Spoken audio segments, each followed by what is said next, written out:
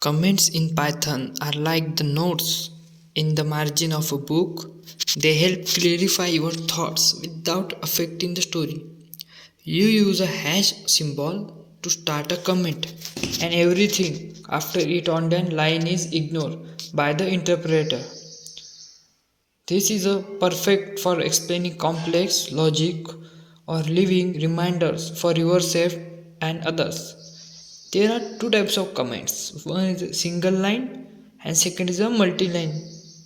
The single line comments are straightforward.